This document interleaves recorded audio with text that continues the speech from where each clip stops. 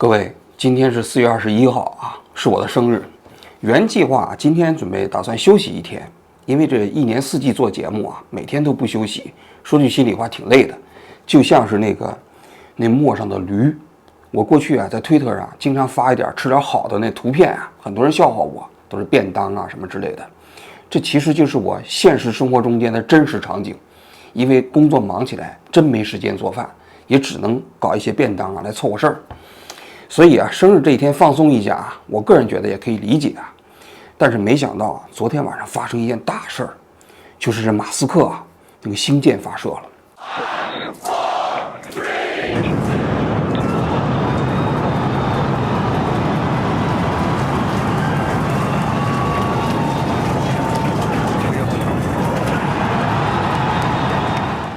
在我看来，就这件事情，它所具有的这种转折意义啊，可能是人类几万年历史上好不容易才能碰到的一件事儿啊。所以吧，我就觉得这个如果不说一下呢，确实也难受。再一个呢，这件事情如果放到下个星期一再说呢，就有点晚了。所以今天啊，我就加班来讲一讲马斯克星舰发射的事情啊。我刚才讲了一下，马斯克的这次星舰发射啊，是人类历史上几万年才一遇的伟大事件啊。很多人可能觉得我夸张，但是我个人觉得啊不夸张。为什么？我觉得啊可以跟马斯克这次星舰发射相媲美的事件啊，在历史啊有这么几件事儿。第一件事儿就大概在5万年前到10万年前，人类从非洲走出来，走向全世界。这件事情当然是在人类漫长的进化史过程中间极其重要的，因为人类从智人变成了现代人。第二件事情就是地理大发现，大家都知道麦哲伦、哥伦布、哥白尼是吧？包括工业革命、元素周期表的发明发现，就是人类的启蒙时代啊，其实给我们创造了一个新的世界。我们过去呢，从一种自在的状态变成了一种自为的状态。我们第一次认识到了人类生活的这个地球。我们过去都是依照于我们自己简单的器官的感知生活，在这之后呢，我们依靠我们的知识进行生活。我们第一次知道地球是圆的，这个世界是这样的一种模样。那么马斯克的这次星舰发射啊，预示着什么？预示着人类未来啊将要从地球这个摇篮出发，跨向星辰与大海，人类将会成为跨星种的生命。马斯克啊，就是这个宇宙殖民时代的这个蛇头，他搞的这个星舰呢，就是他进行殖民的这么一个偷渡船。所以你想想，这意义大了去了。昨天晚上啊，做完节目之后，我就在那等着看直播，从那倒计时半个小时开始，一直看到整个那火箭爆炸为止啊，真是激动人心呐。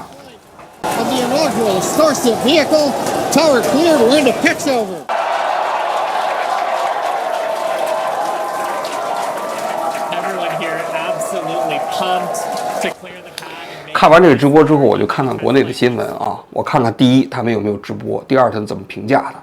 我发现呢，确实是基本都没有直播啊。听说有的地方电视台直播了啊，这个我没看到啊。那普遍的一般来说是没直播，但是发射失败之后呢，新闻标题就全来了。那环球时报还配了一个非常炫的音乐，说这个爆炸了，失败了，是吧？然后很多人就又兴奋了，说你看，果然这马斯克不行，没有跟中国沟通好，所以你看失败了吧？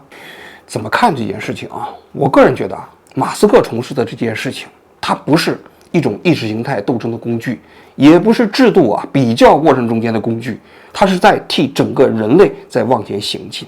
所以啊，我个人的建议啊，面对马斯克的这种行为啊，最好摒弃那种意识形态的那样的一种藩篱啊，去看待他的行为。其次呢，显然不能说是失败了，因为马斯克搞这个宇宙开发啊，它跟过去所有的以国家为单位的宇宙开发都不太一样。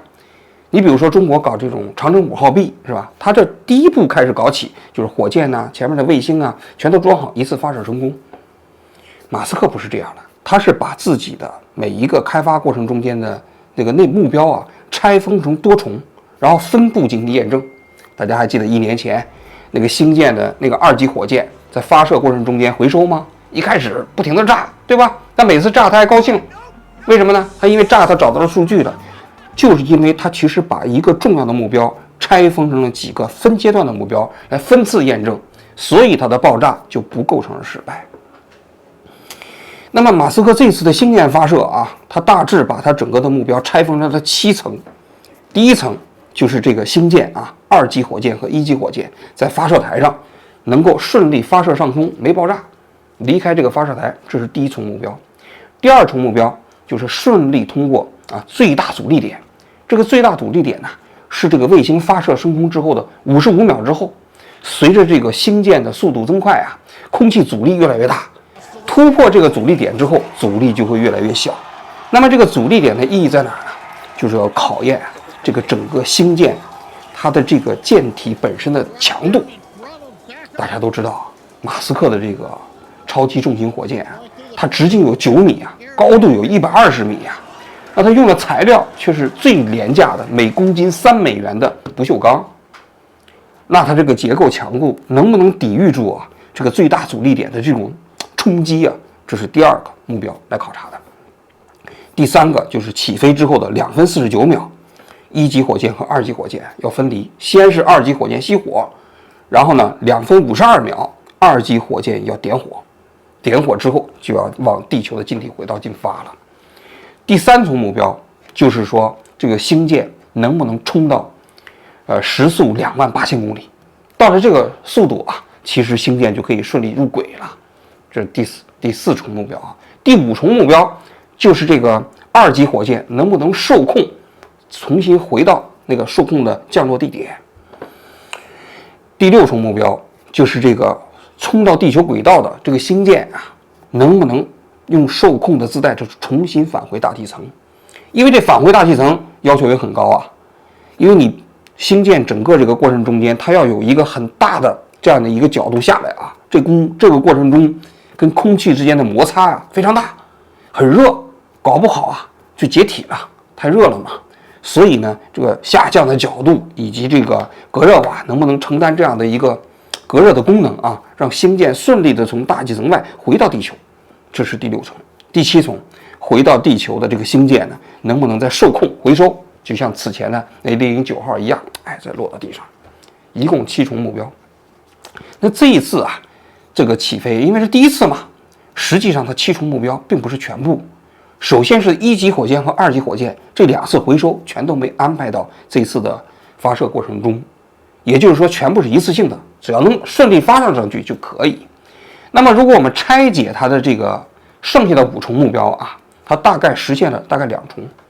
第1重就是从发射架上顺利升空没爆炸，这个基本实现了啊。但是呢，其实还是有一些不完美，离这个发射架大概有60米的那个储能罐好像都受损了，还有旁边的那个星舰的原型机好像也受损了，因为这个 SpaceX 啊，它的这个推力特别巨大，5000吨的燃料需要在2分钟之内释放完毕啊，在那发射架上启动的那一瞬间啊，那个推力是非常惊人的，所以呢，那旁边隔着几十米的那原型机都受损了，这第一。第二呢，就是在发射的过程中就有3台的猛禽发动机没有点着啊，一共它有33台发动机。升空之后不久呢，又有3台到4台呢就熄火了，那它的推力就不足了，对不对？所以就是我说的，到达那个最大阻力点的时间，原计划应该是55秒，但实际上推迟了。那么到那个点的时候，正常速度应该是2马赫，但是它现在实际上只有1.7马赫。所以最大的原因啊，还是它这个猛禽发动机没有全部点火啊。第三，有些人都说了，1、2级火箭没有分离成功啊，是这次失败的这个关键节点。其实不是，事后马斯克他们公布啊，这次火箭发射失败的最重要的原因，其实就是发动机没有足额点火，导致到2分49秒的时候啊，星舰的1级火箭和2级火箭不具备分离条件。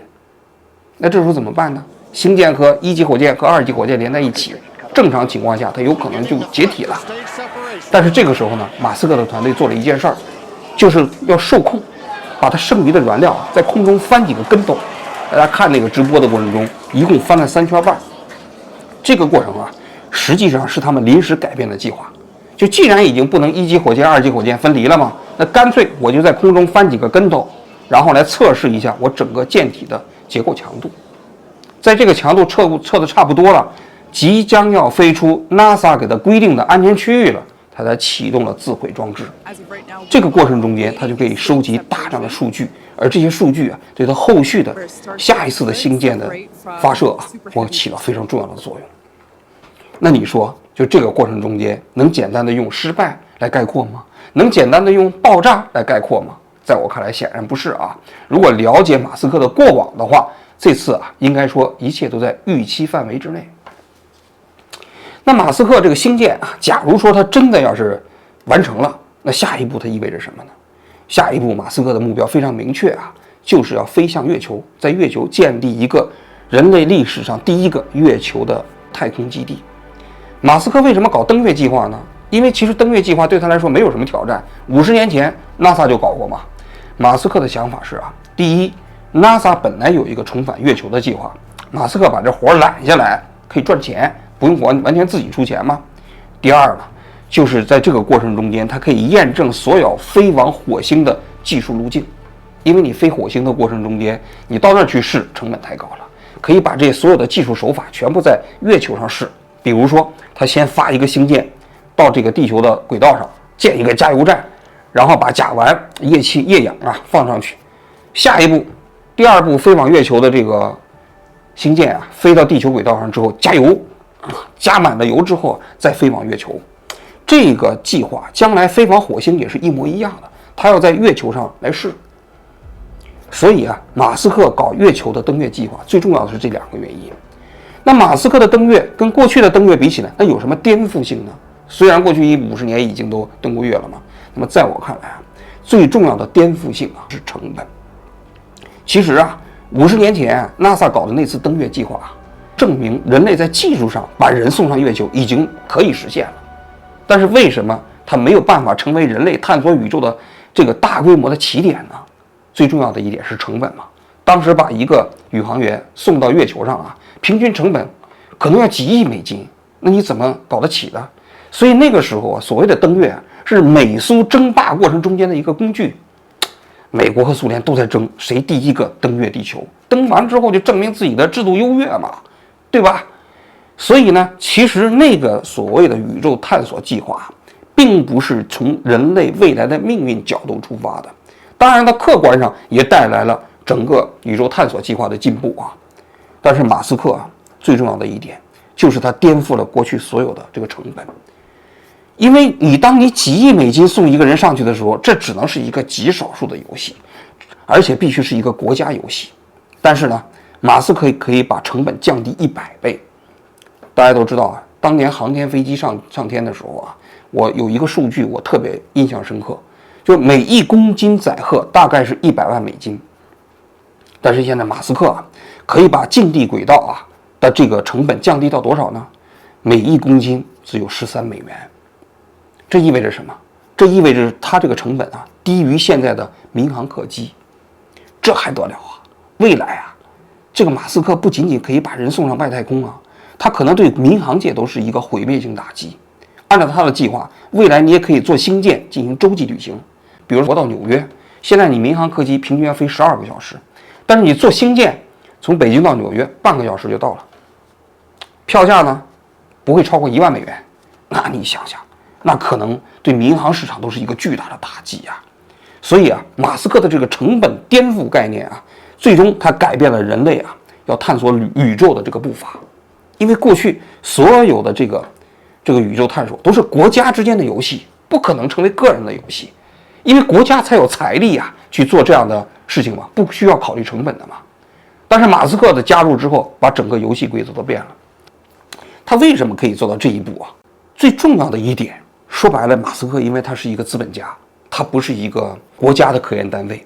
为什么马斯克可以想到这种火箭回收技术呢？是因为对于资本家来说，成本降下来对他来说就赚了。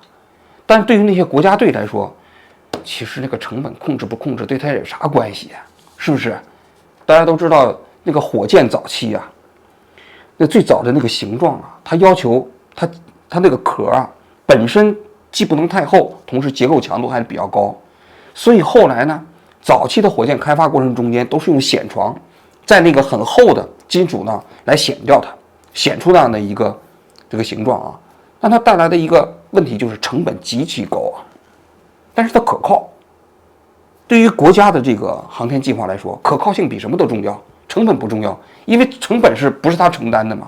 但是对于马斯克来说，成本特别重要，因为他是资本家，他只要干起来了之后，成本颠覆别人之后，所有的人，所有的其他企业，所有其他的竞争者，你就都没法干了。这是资本家在市场竞争中间最重要的原则嘛。说到这儿，我想说一句啊，这马斯克的整个这一套技术路径啊，对中国的航天界的威胁是极其巨大的。为什么呢？因为中国现在是唯一一个可以跟美国啊进行跟随式太空探索竞争的国家。欧洲啊、日本啊、俄罗斯啊，基本都掉队了，因为航天非常需要钱，非常烧钱。中国现在国力还相对比较可以嘛，所以可以跟着 NASA 后面呢进行这种宇宙探索。这个美国人去了火星，中国人也去了火星，对不对？而中国现在也准备探月。但是啊，如果马斯克的这条路径被摊开了，意味着航天探索的经济门槛将大幅下跌。技术门槛当然还有啊，但是经济门槛有可能会下跌90%。那就意味着什么？航天探索不再是一个难以承受的经济负担。那么现在那些难以加入航天竞争俱乐部的欧洲啊、俄罗斯啊，也包括日本呢，有可能重新加入这些游戏。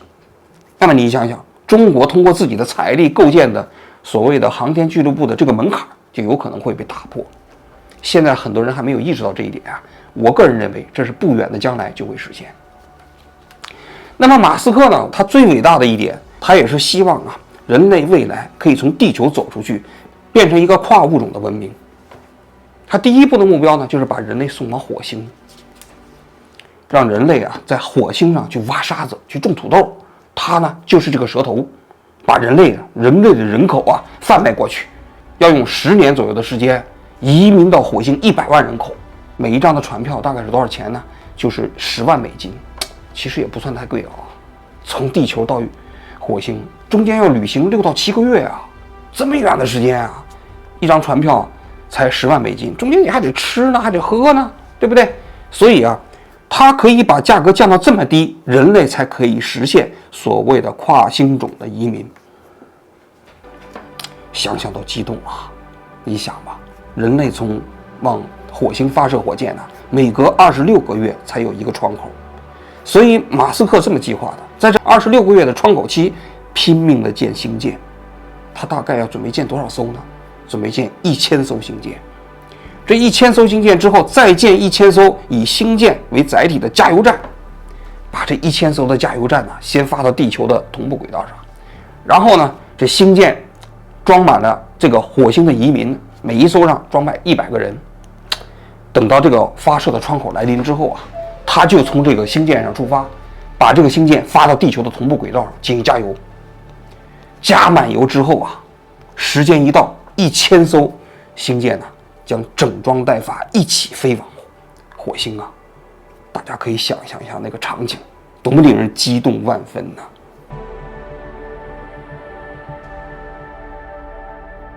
我不知道我能不能看到那一天啊！如果要是能看到那一天啊，我希望我能够成为用10万美金购买的那张船票中间的一名乘客。我小的时候啊，看那些小说，看到大航海时代的那些英雄，看到那些地理大发现激动人心的时刻啊，就曾经梦想过，说我为什么没有生活在那个时代呢？多么令人激动啊！但是现如今可以感觉到啊，马斯克为我们打开的这个时代啊，跟当年的地理大发现时代啊一样，生逢此时啊，真是人心之幸运呐！所以最后啊，我觉得要感谢一下马斯克，因为这个哥们儿啊，虽然学习成绩不是特别好啊，生活中这个又比较不拘小节，做节目的过程中间还在那抽大麻，但是他对人类历史的推动啊，可能是前无古人的。他的人生啊，我觉得值得效仿。最重要的一点就是他过去吹过的牛全都实现了。我也希望成为这样的人。好，感谢各位的收看，我就说到这里，谢谢大家。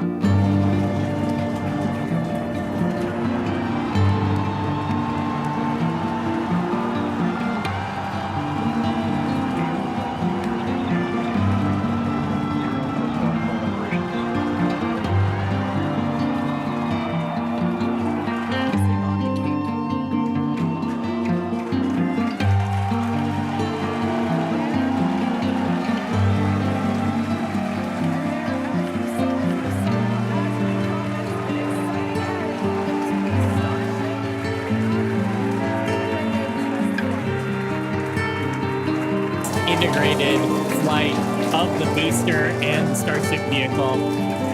Live view there of our control center at